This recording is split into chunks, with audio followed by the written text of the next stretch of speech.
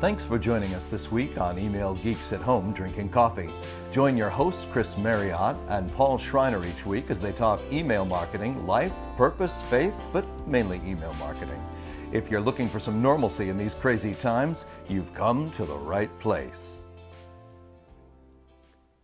So welcome to this teaser for our upcoming season 3 on Email Geeks at Home Drinking Coffee. On this little teaser episode, we have Ephraim Fasaha, who's joining us from the Buna Coffee Company. And I know there's Paul. I know you're all stunned to see me holding any kind of coffee other than Santo Domingo coffee from the Dominican Republic. But today, at least today, but actually it's so good, you may see it again with me in season 3.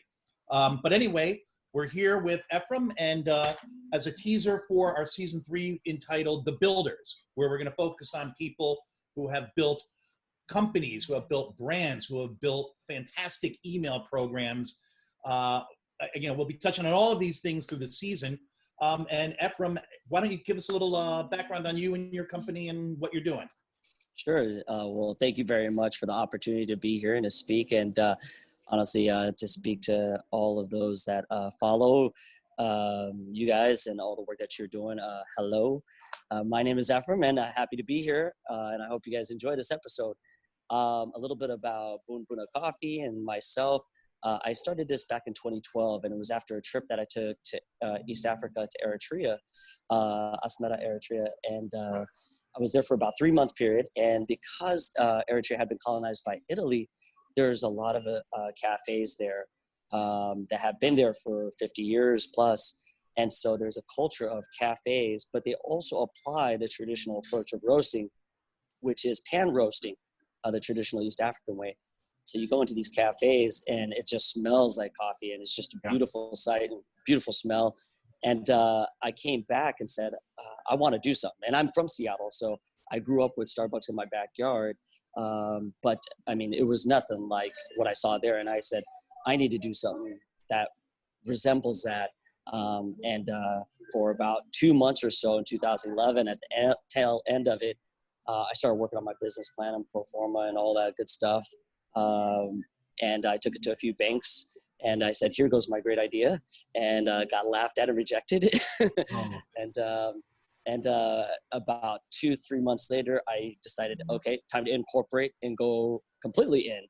Because if they denied it, doesn't mean that I'm going to stop. I'm going to pivot and I'm going to change it to something that does work, allows me to get there, but just slowly. And I started reaching out to my family and friends that I had in Ethiopia to start sourcing coffee.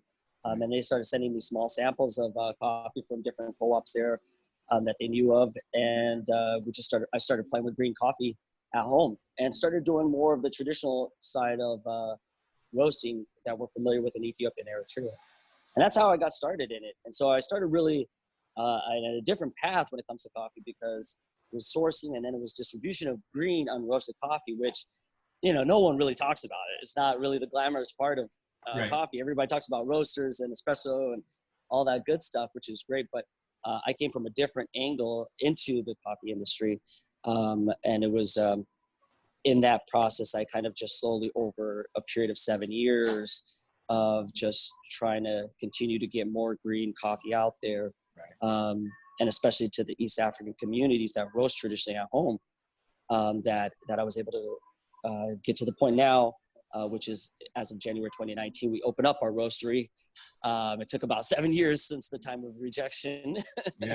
But I was really proud of the entire experience, because it required a lot of grit, a lot of it really proved that I did truly want to be in coffee, and I wanted to do it the right way, the way that I thought was right. So here we are now with Buna Coffee, and the name Bun or Buna, just the name, since I didn't even start off with that, the word Bun or Buna is how we say coffee in East Africa. So if you're in Ethiopia, in Eritrea, parts of Somalia, parts of Kenya, we'll use the word Bun or Buna to say coffee. And even if you go into Yemen and other places, Middle East, the word Bun or Buna is used, and the word coffee itself is derived from a village in Ethiopia called Kaffa. And so Kaffa, Ethiopia is the birthplace of coffee. And so really Boon Boona coffee is just saying coffee, coffee, coffee. And so that I hope that provides a little bit of a background of who we are. That's great. That's great. And gang, if you want to hear more of Ephraim's story, and you want to hear more stories like this of people dedicated to building something, you're going to want to definitely check out our season 3 on Email Geeks at Home Drinking Coffee.